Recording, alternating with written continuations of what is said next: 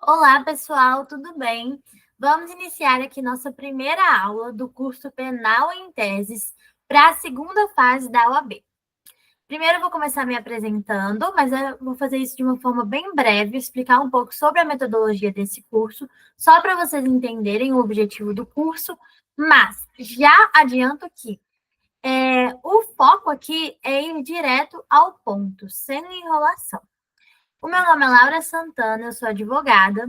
Fui aprovada na OAB 38 em 2023. Trabalho na área criminal já fazem 3 anos como defesa. E eu sou mentora de Direito Penal para a OAB. Se você não está vendo esse curso pelo Nutro, às vezes está vendo pelo YouTube, eu tenho uma página no Instagram que chama Dicas no Direito. Lá tem mais informações sobre essas mentorias, que são aulas individuais para tirar as dificuldades dos alunos. Eu estruturei esse curso dessa forma, em teses, porque eu percebi que muitos alunos, às vezes, estudam muito por aulas teóricas muito longas e acaba que, pela dificuldade de tempo, às vezes trabalha e estuda, não consegue focar muito na prática. Isso aconteceu, inclusive, comigo. Quando eu estudava para a OAB, eu comprei um cursinho, só que eram aulas muito grandes, eu comecei a ver muita aula, não conseguia treinar. Quando chegou mais ou menos na metade da minha preparação, eu percebi que eu estava tendo uma falha nisso, que eu não me sentia segura para fazer a prova ainda, embora eu já tenha visto muitas aulas. Por esse motivo, eu mudei a metodologia de estudo, comecei a praticar mais. Então, com isso, eu pensei em criar um curso de uma forma mais objetiva, que não te tome tanto tempo, mas que você tenha aqui a base teórica que você precisa para fazer essas questões. Então, a primeira coisa que eu faço aqui é selecionar as teses, né, que caem, e eu vou te explicar como que essa tese é cobrada. Porque é muito comum, e nas mentorias eu percebo isso, a pessoa saber a resposta e responder ali no sentido correto, mas não pontuar integralmente, por não saber as exatas palavras que tem que estar naquela tese. Então, com isso, eu juntei tudo isso e estruturei esse curso aqui, que a gente seleciona uma tese, no caso, é essa tese provas, que a gente vai falar hoje. E aí, de acordo com as questões, de acordo com o que foi cobrado, eu filtrei o que você precisa saber para você acertar essa questão. Tanto os artigos que você precisa grifar, e, consequentemente, né, o conhecimento ali daquele artigo, do que ele está querendo dizer para você, como também, às vezes, as palavras que sempre vêm junto no gabarito de resposta da FGV. Então, a gente vai começar dessa forma, eu vou falar primeiro os artigos, e no final eu trago as questões da prova mesmo, da FGV, de vários anos, vocês vão ver que essa tese aqui de provas, ela cai bastante. E aí, como é o gabarito? Então, você vai ver que tem artigos que está em todas.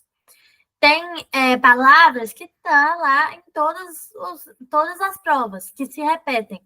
Então, com isso, você vai entendendo ali como é o padrão da FGV e, consequentemente, você consegue responder pontuando integralmente, entender o padrão ali da banca. Esse é o objetivo do curso e é isso que a gente vai fazer aqui hoje. Então, eu vou compartilhar minha tela com vocês sobre provas. Essa é a capa. Então, vou passar aqui para a gente começar. Aqui, eu coloquei alguns artigos que eu quero que você grife no seu VAD. Não só grifar, mas eu quero que você leia eles com calma, com atenção, para você entender também o que ele está querendo te dizer, tá bom? Eu vou passar por eles aqui também, que é a nossa parte teórica, né? Eu coloquei aqui o 157 do CPP, e esses dois incisos do artigo 5º da Constituição, vou até pegar uma canetinha aqui, esse aqui e esse sempre estão. Eu selecionei as questões que caíram nessa tese e eu vou mostrar para vocês no final que esses aqui não tem erro. Eles sempre estão. Agora, tem outros aqui que depende do caso concreto. Então, por exemplo, tem um aqui que é do Estatuto da OAB, então era alguma questão relacionada com advogado. Tem outro aqui que é sobre interceptação telefônica, do Estatuto da OAB, esse aqui. Tem outro que é interceptação telefônica. Tem outro aqui que é sobre inviolabilidade de domicílio. Tem outro que é sobre mandado também. Então, aqui a gente tem artigos que vão depender do caso concreto ali da questão. Mas esse 157 é aquele artigo genérico que é chave para a gente aqui. Por quê? Porque ele sempre está.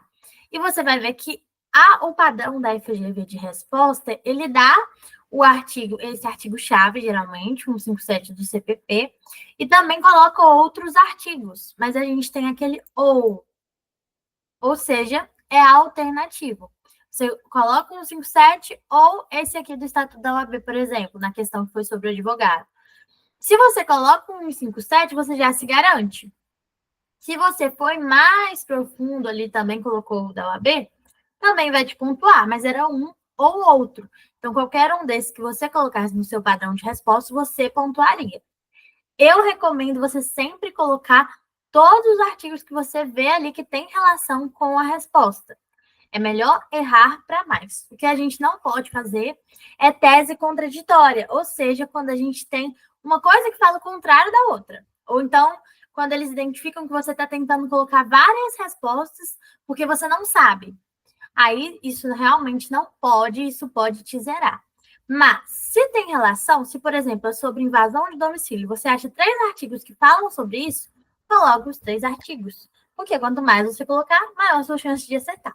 Só não pode ser contraditório. Fora isso, tá tudo certo. É bom você colocar para mais mesmo, para a gente tentar justamente pontuar. Tá bom? Então, esses são os artigos que eu quero que você grife aí no seu VAD, que são os artigos que já foram cobrados e são constantemente cobrados nessa tese que a gente tem sobre nulidade de provas. Então, vamos lá. São inadmissíveis, devendo ser desentranhadas do processo as provas ilícitas, assim entendidas como aquelas que violam a Constituição ou a lei. Esse é o artigo-chave. Se a sua tese é prova ilícita, não tem como eles não aceitarem esse artigo, porque esse artigo ele é genérico. Então, ele não fala de uma nulidade específica.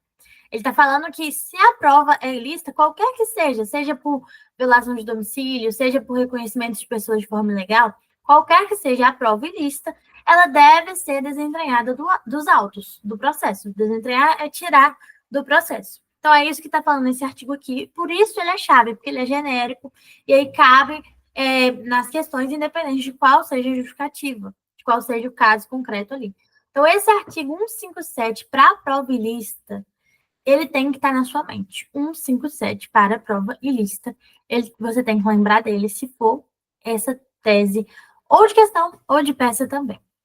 Aqui também tem o da Constituição, que é chave, que fala: são inadmissíveis as provas obtidas por meio ilícito. Ou seja, se for prova ilícita, vai ter esse artigo aqui. E geralmente vem como alternativo. Ou seja, se você não colocar o outro que seja mais específico do caso concreto, você já pontua nesse aqui. Óbvio que se você souber o específico, você vai colocar, porque quanto mais você colocar, maior a sua chance de acertar, se tiver dentro ali do assunto que está sendo tratado. Agora, esses aqui você não pode esquecer, que é sem erro, tá bom? Continuando. Vamos lá. Então, eu selecionei aqui, são aqueles artigos do primeiro slide, que eu vou tratar aqui com vocês. Esse aqui sobre domicílio, fala sobre busca domiciliar, tá vendo? Então, grifa esse artigo que ele fala sobre as regras, né, para entrada em domicílio. Então, cai bastante, policiais entraram na casa do indivíduo, caiu inclusive nessa prova agora, nessa última, eu coloquei, caiu como preliminar de peça, eu coloquei, a gente vai passar por ela. Mas aqui fala que deve ser executado durante o dia, salvo o consentimento do morador, e antes de penetrarem na casa, os executores mostrarão e vão ler o mandado ao morador, ou a quem o represente, intimando em seguida a abrir a porta. Então, são as regras que você tem que observar. Se não foi obedecida essa regra, por exemplo, era noite, não tinha nenhum consentimento do morador. Aí você vai mencionar esse artigo falando que não foi cumprida essa regra. Como consequência, aquele 157 do último slide também. Então, aqui também tem o 246, que pode servir também porque ele fala sobre busca em compartimento habitado ou em aposento ocupado de habitação coletiva ou em compartimento não aberto ao público, onde alguém exercer a profissão, ou seja, se for no escritório também, pode ter essa tese, não é só em casa, não, tá? Onde alguém exercer a profissão ou atividade. Então, grife esses 2 artigos aqui que podem ser importantes para você. Ainda sobre domicílio, a gente tem aqui na Constituição, que eu também coloquei lá para vocês grifarem, que fala sobre inviolabilidade. Se a tese for de invasão de domicílio, essa palavra aqui é importante, inviolabilidade. Ninguém nela podendo penetrar sem o consentimento do morador, salvo. Primeira exceção aqui, flagrante, desastre, prestar socorro ou durante o dia por determinação judicial. Tá certo? Esse também é importante na tese de violação de domicílio, porque então, a Constituição sempre é mais ampla. Então, geralmente, está no seu gabarito. Então, grifa ele, que ele é importante também. Aqui fala o que considera flagrante. Então, que aqui tem, ó, salvo em caso de flagrante. Aí você precisa saber o que é considerado flagrante. Está cometendo a infração penal naquele momento, acaba de cometê-la, ou é perseguido logo após pela autoridade, pelo ofendido ou por qualquer pessoa em situação que faça presumir que ele é o autor da infração. Ou também quem é encontrado logo depois com o instrumento, arma, objeto ou papel que faça presumir que aquela pessoa é o autor da infração. Então, se não for nenhuma dessas hipóteses aqui, você vai colocar o indivíduo não estava em situação de flagrante, tendo em vista que não havia nenhuma das situações do artigo 302, aqui é do CPP, tá? Eu esqueci de colocar aqui, mas é CPP, tá certo? Próximo. Também aqui sobre mandado de busca, né, que pode ser a busca domiciliar, fala uma regrinha do mandado. O mandado deverá indicar de forma mais precisamente possível a casa em que vai ser realizada a diligência e o nome do proprietário ou do morador. No caso de busca pessoal, revistar a pessoa. O nome da pessoa que terá de sofrê-la ou os sinais que a identifique. Ou seja, você não pode colocar assim, um mandado de busca sem o endereço correto. Então, tem que ter lá rua tal, rua X, número Y. Não pode colocar, por exemplo, só o nome da rua, sem especificar o número da casa. Então, já caiu uma questão parecida com isso, que não tinha a numeração da casa. Isso abre espaço para muitas ilegalidades, porque pode chegar lá na rua e entrar em qualquer casa ali, se não tiver a numeração. Então, observem isso, que no mandado tem que ter detalhado. Se não tiver, prova nula. Se é prova ilícita, a gente pede para desentranhar dos autos e a gente usa lá o 157 do CPP. Tá vendo que o 157 do CPP, ele liga em tudo aqui. Reconhecimento de pessoas. Aqui já mudamos de assunto. Tá falando de inviolabilidade de domicílio, agora a gente está falando sobre reconhecimento de pessoas. Deixa eu ver se a gravação está continuando. Sim. Então, vamos prosseguir aqui. Reconhecimento de pessoas é igual a gente vê em filme. Na prática não é tão assim, mas igual tem um filme, coloca vários indivíduos ali, a vítima chega e fala quem foi. A ideia é justamente essa, ter vários indivíduos. Na prática, nem sempre é feito assim. Às vezes coloca uma pessoa e fala, foi essa pessoa aqui? E aí a vítima confirma e essa pessoa é acusada pelo crime. Isso é uma forma errada de fazer o reconhecimento de pessoas. O ideal é igual a gente vê naquele filme. Várias pessoas, um do lado da outra, para que seja mais assertivo, né? Tem vários estudos sobre isso, até estudando assim o psicológico da vítima. Você mostra uma pessoa ali, ela está numa situação difícil ali da vida dela, porque ela acabou de ser vítima de um crime, ela vai ter uma tendência a confirmar, se for mostrada só uma pessoa.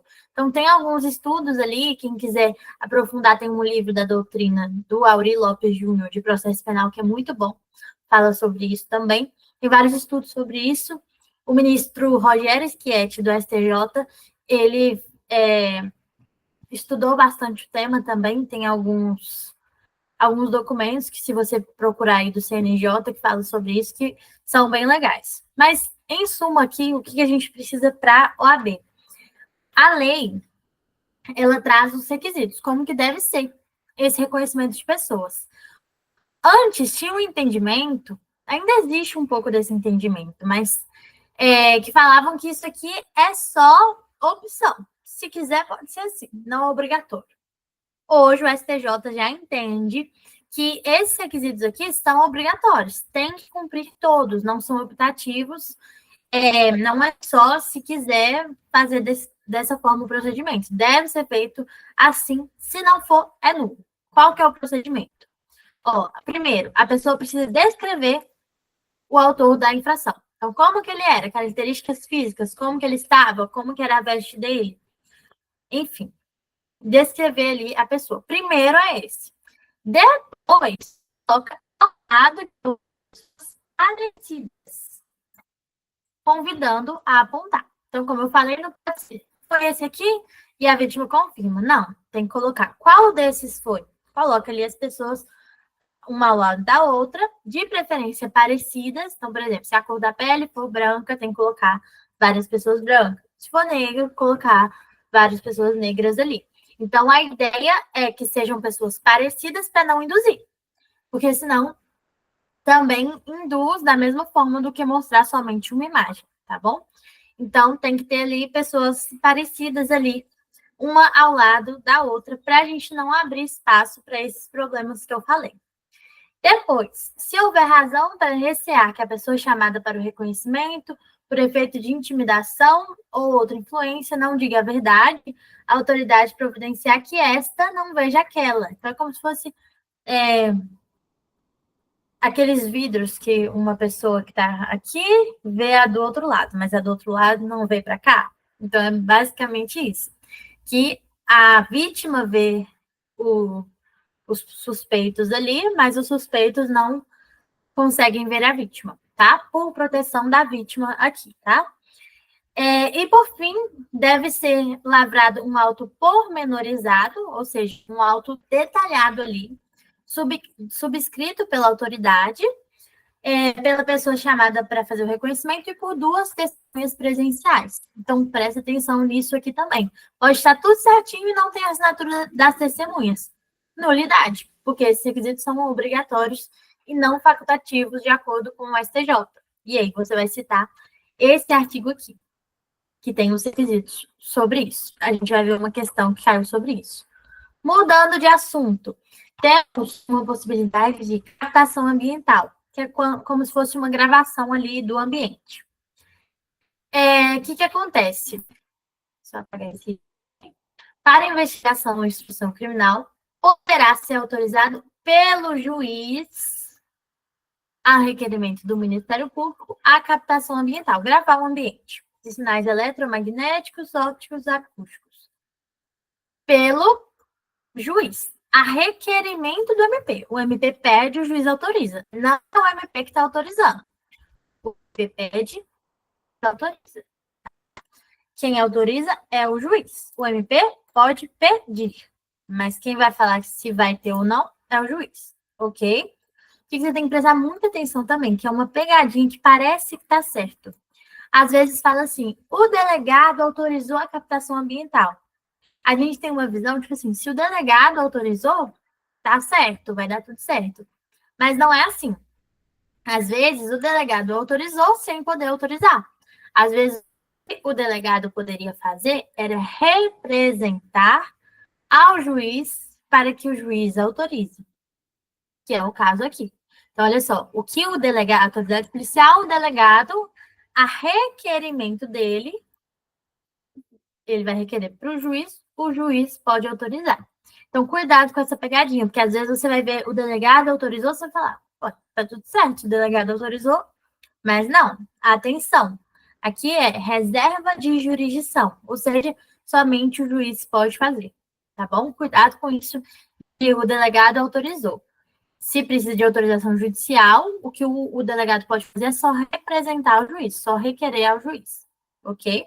Então, isso aqui é sobre gravação ambiental, também importante para grifar, já caiu. Próximo. Estatuto da OAB. Então, é aquela questão que já caiu sobre o advogado. Lá no artigo 7º, cai bastante na primeira fase, em ética. A gente tem aqui, ó, inviolabilidade do escritório do advogado e das comunicações com o cliente. Comunicação reservada com o cliente, preso, solto, qualquer jeito que tiver, tem direito a isso. Então, se tiver alguma coisa sobre advogado, você lembra aqui do Estatuto da OAB, é direito do advogado. Tem o artigo 7º que fala todos os direitos do advogado. Então, você pode usar um inciso aqui mais específico sobre o tema. No caso, essa prova aqui caiu esse e o 157 do CPP. Interceptação telefônica. Caiu uma prova, uma pegadinha boa aqui, por isso que vocês têm que grifar esse artigo. Como que quem autoriza a interceptação? Somente o juiz. A decisão será fundamentada e o prazo, óbvio, toda decisão tem que ser fundamentada, e o prazo é de 15 dias, renovável por igual tempo. Ou seja, 15 mais 15. Se renovar. Se não renovar, 15, acabou. Aqui resulta 30 no total, correto? Correto. Como que caiu a pegadinha na prova? Caiu que o juiz determinou por 30 dias. Está errado. Parece que está certo, mas está errado. O que o juiz pode autorizar é 15. Não foi suficiente, dá mais 15 dias. Vai resultar 30 no final? Sim, mas ele renovou. Não pode determinar um prazo inicial de 30 dias. O que ele pode fazer é o prazo de 15. Depois, se não for suficiente, ele renova por mais 15. Não pode colocar 30 direto. Não pode. Então, caiu uma questão que estava tudo certinho. Era o juiz que tinha autorizado. Não dava a entender que não tinha erro ali. O juiz autorizou, então tá tudo certo. Mas não estava. Porque o prazo inicial tem que ser de 15. Renova por mais 15, se for necessário. E olha só outro requisito aqui, uma vez comprovada a indispensabilidade do meio de prova. Se tiver outro meio para provar aquilo, não precisa de interceptação. É como se fosse a última via. Então, toma cuidado com o prazo. Grifa, assim, ó, o inicial que não poderá exceder 15, depois pode renovar por igual período, ou seja, por mais 15. Mas inicial de 30 a gente não pode, correto? Então, qual que é o macete? Então, aqui são a teoria aqui, a gente já finalizou, mas o macete aqui que você tem que falar. Seja qualquer assunto, qualquer caso concreto. O que você vai falar? A prova é ilícita. Ilicitude de prova. Que vai ensejar a nulidade. Você tem que justificar. Não só coloca assim, a prova é ilícita, devendo ser desentranhada. Você não vai pontuar integral se fizer isso. Você tem que justificar por que é ilícita. O que aconteceu ali que está errado. Por que não poderia ser feito dessa forma? Então, vamos supor aquela questão do mandado que eu falei, de busca domiciliar. Prova ilícita. Você não pode colocar prova ilícita devendo ser desentranhado na forma do artigo 157 do CPP. Tá certo? Tá, mas não ponto integral.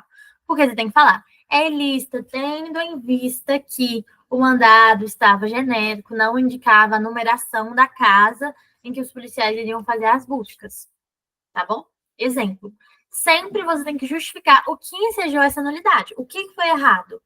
Vocês vão ver nas questões, isso vai ficar mais claro. Tem uma teoria que eu gosto, nunca caiu ela diretamente, mas é importante vocês saberem que é a teoria da árvore envenenada. Que é aquilo, se tem uma coisa ali que está errada, tudo a partir dela está errado.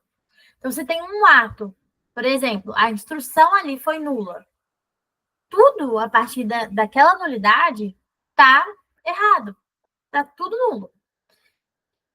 Teoria da árvore envenenada. Uma coisa vai envenenando tudo. Então, quando a gente pede a nulidade de um ato, a gente pede a nulidade de tudo decorrente. Então, se a gente está pedindo uma nulidade da busca domiciliar, tudo que foi decorrente dessa busca está nulo. Então, se o mandado estava sem identificar a numeração da casa, esse mandado está nulo. Os policiais teriam entrado lá e localizado drogas, por exemplo, nulo. Tudo isso tem que tirar do processo. Tudo que decorreu disso, anular. Teoria da árvore envenenada. Nunca caiu diretamente, mas nulidade dos atos decorrentes, sim. Então, lembra disso. Isso aqui é importante porque cai e muita gente não coloca. E às vezes cai com pontuação boa. Olha só, eu quero que toda vez que cair nulidade de prova, você inclua essa frase ou essa. Ou as duas, se quiser. Que é, dependeria de autorização judicial. Que é aquilo, geralmente cai quando alguém diverso do juiz autorizou ou não teve autorização judicial, fez direto. Então, você vai incluir essa frase. Esse ato dependeria de autorização judicial. Então, por exemplo, invasão de domicílio. Se a sua tese é essa, você vai falar, dependeria de autorização judicial para fazer busca domiciliar. Ou viola o princípio da reserva de jurisdição, que é a mesma coisa. Jurisdição, juiz. Reserva, reservado. Aquilo que é reservado ao juiz. Ou seja, aquilo que, verificar aqui, dependeria de autorização judicial. Reserva, reservado, jurisdição, juiz. O que é reservado ao juiz, o que só o juiz pode fazer. Lembra dessa frase que ela é boa. Prosseguindo. Pode ser o caso de mencionar as palavras intimidade, é boa, que é a intimidade ali da pessoa na casa dela, a interceptação telefônica, a intimidade das conversas dela, privacidade, palavra-chave aqui, e domicílio inviolabilidade, que é aquela que eu falei lá no artigo, inviolável, está na Constituição. Então, você fala inviolabilidade. Ok? Esse é o macete aqui para a gente acertar essas questões sobre provas. Prosseguindo. Agora, bem rapidinho aqui, porque eu já mencionei muitas. E já está dando 20 minutos de aula, então vamos bem rapidinho aqui para vocês entenderem como cai, mas eu já expliquei a maioria aqui. Essa é a última que eu falei que caiu. Caiu como tese de peça. Como que caiu? Os policiais receberam uma denúncia anônima indicando que o Diogo seria responsável por tráfico de drogas no local.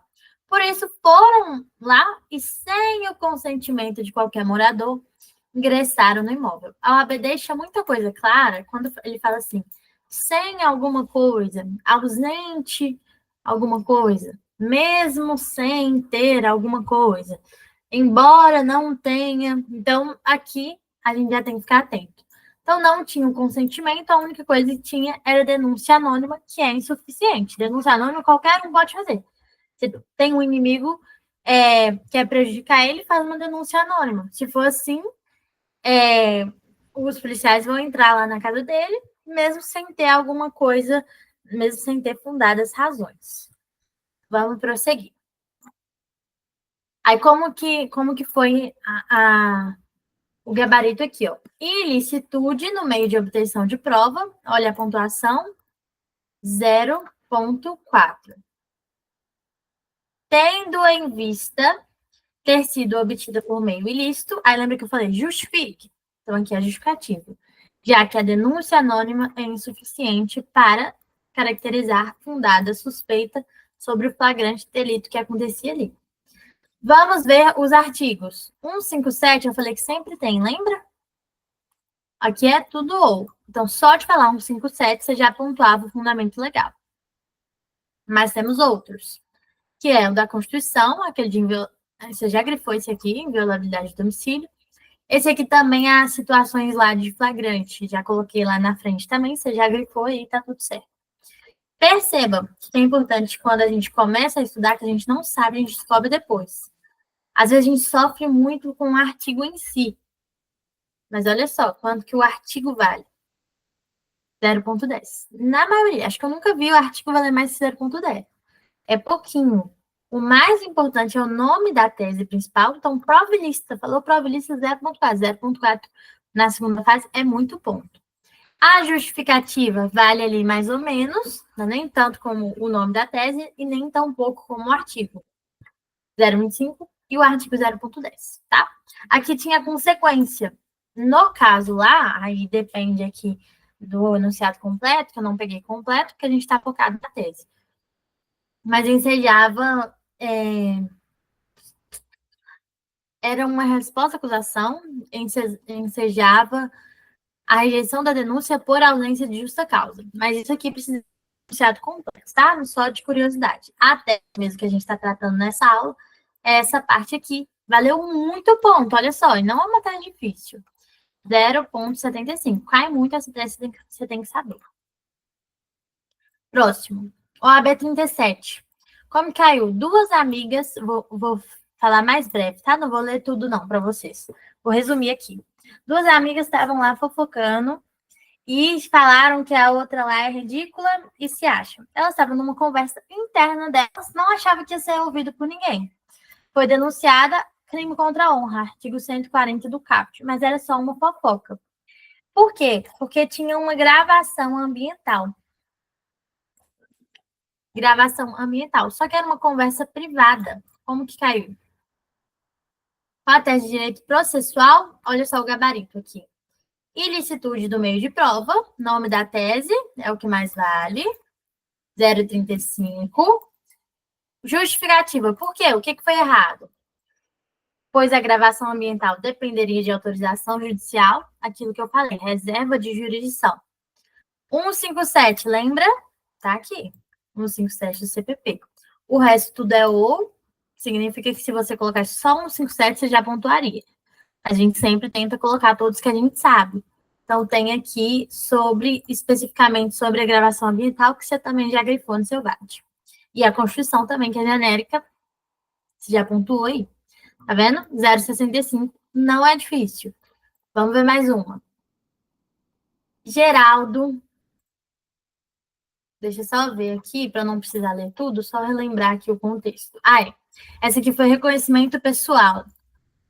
Então, o Geraldo ofereceu denúncia por extorsão simples e o reconhecimento foi realizado ao final da oitiva da vítima,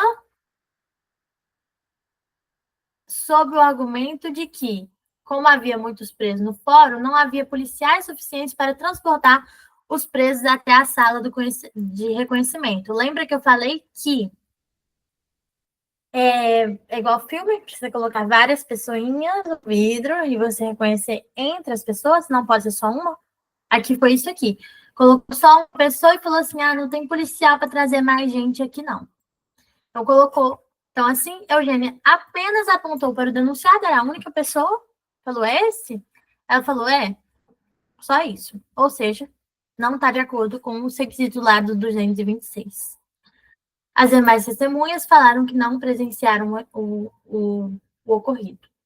Lembra que aqui é tese de direito processual, tá? Todas essas questões estão falando de direito processual. Como caiu? O argumento é que o reconhecimento foi realizado não foi válido, pois não foram observadas as formalidades legais. Quais formalidades? 226 do CPP. Certo? Não é difícil essa tese. Aqui não caiu o genérico, né, 157, mas caiu o 226, que é específico de reconhecimento de pessoas. Mas o 157 poderia caber também. Mas a gente sempre, por isso que a gente sempre coloca para mais, porque não tem como a gente adivinhar. O 157 está na maioria esmagadora. Mas não tem como a gente adivinhar. Então, se você tiver 157, você coloca, é o genérico, Constituição. Mas se tiver algo mais específico, no caso, o artigo de reconhecimento de pessoas, você coloca ele também. Ok? Próxima. Deixa eu vir aqui para eu lembrar o contexto dessa. Essa é a do advogado. O Flávio figurava como indiciado, e aí teve uma interceptação, as conversas foram transcritas. Estava a conversa com o seu advogado João. Então, qual argumento para questionar a prova obtida? Então, ou seja, pegou ali a comunicação entre o réu e o advogado. Como que foi aqui a resposta? O argumento é de que a prova é ilícita, tendo em vista que não poderia ter havido transcrição da conversa entre o réu e o advogado, que tem direito ao sigilo e inviolabilidade. Lembra que lá nas palavrinhas-chave eu coloquei que essa palavra é importante? Inviolabilidade é uma palavra-chave aqui para a gente decorar. Não sendo o advogado coautor do crime e também não é investigado, ele estava só na sua função ali de advogado. Então, prova ilícita, tendo em vista que, ou seja, justificativa que eu falei que tem que ter. Se você coloca prova ilícita nos termos do 157, você não pontua. Por quê? E olha só, você pontua 0 aqui. Vou explicar por quê. Isso é importante você saber. Prova ilícita. Aí você não coloca por quê. Ainda que você acerte a tese, que é de fato prova ilícita, e ainda que você acerte aqui o 157, você não pontua nada. 0. Por isso que sua resposta tem que estar completa. Você tem que ter a justificativa. Por quê? Porque aqui, se não tem a justificativa, esse 0,5 aqui não tem como pontuar. Porque faltou a justificativa. Então, se você colocou um artigo certo aqui, você pontuaria 0,10. Só que não tem 0,10 aqui, ó. É o 0 ou 0,5, isso aqui tudo, ou 0,6, tudo. Só o artigo não tem. Então, não tem como você pontuar, então você zera mesmo. Então, às vezes, você acertou a tese, prova ilícita, e acertou o artigo.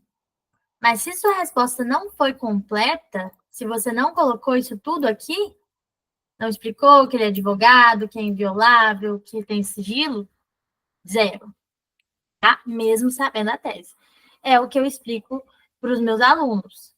Você precisa fazer a resposta completa, senão você corre um risco muito grande de não pontuar. Então, não arrisque. Você não sabe como vai vir um gabarito. Pode ser um gabarito mais simples, pode ser um gabarito que vai te exigir um tanto de coisa. Você não sabe, você vai colocar o máximo que você puder. Tá? Próximo. Aqui também era de invasão de domicílio, ó, ilicitude do meio de provas. Qual que é a justificativa? Tendo em vista que o quarto de hotel está amparado pela inviolabilidade de domicílio, é aquele artigo lá que eu também coloquei, o 246 do CPP, e o 157 do CPP sempre está aqui. Próximo. Outra, prova ilícita. Tá vendo que é o mesmo padrão, gente? Prova ilícita, justificativa. Qual que é a justificativa aqui? Sigilo de dados, de telefone também. Então, sigilo, privacidade, inviolabilidade são palavras importantes. Intimidade, privacidade, vida privada. Tá vendo? Colocou 3 opções aqui de palavras que tinha que ter na sua resposta. Opa, próximo. Lutando aqui com o slide. Essa aqui seria também sobre busca e apreensão. Eu não coloquei o gabarito certinho, mas aqui a gente vê as palavras-chave que a gente já falou diversas vezes. Inviolabilidade, o artigo 5º lá genérico da Constituição. E essa aqui é a questão que eu até já mencionei, que o mandado tem que ter indicado de forma precisa a casa onde será realizada a diligência. Então, era essa questão aqui sobre o mandado genérico. Tá? Olha só. Onde se identificaria a tese. Sem indicar o endereço de cada uma delas. Determinou a realização de busca e apreensão em todas as residências. Não pode. Genérico. Sem indicar endereço. Não pode. Aquele artigo que você também já grifou. Prova e lista, artigo 5º da Constituição, inviolabilidade. Próximo, aqui também mais uma que caiu, mais antiga, inviolabilidade, o mesmo artigo aqui da Constituição, sobre entrada em domicílio, não havia situação de flagrância, aí aquele artigo de o que é situação de flagrância. Então, a mesma ideia aqui para todas. É uma tese que cai bastante. Mais uma, de 2017. Aqui também era interceptação telefônica. Essa era do prazo. O juiz tinha determinado direto o prazo de 30 dias. Então, foi o juiz. Então, tá certo. porque só o juiz pode determinar, mas o prazo inicial de 30 dias. Como a gente viu lá, na lei é 15, prorrogável por mais 15. O inicial não pode ser 30. Então, tem aqui o artigo 5º dessa lei aqui, que você já grifou também, que eu já coloquei lá na frente. Então, é isso, a nossa aula de hoje. Espero que vocês tenham gostado, espero que ajude vocês. Deu 20 minutinhos aí de aula. Acredito que foi 20. Mas, então é isso, espero que tenha dado tudo certo aí para vocês. Não esqueçam de grifar esses artigos e percebam o padrãozinho que a gente tem aqui das tabelinhas da OAB, que é prova e lista, que mais vale ponto, justificativa, e no final os artigos que tem alguns ali que são chaves, que sempre estão. Mas se você souber mais, coloque os outros também. Tá certo? Boa sorte para vocês. Quem tiver interesse na mentoria, eu vou deixar na descrição as minhas informações, os meus dados de contato. Então, boa sorte para vocês.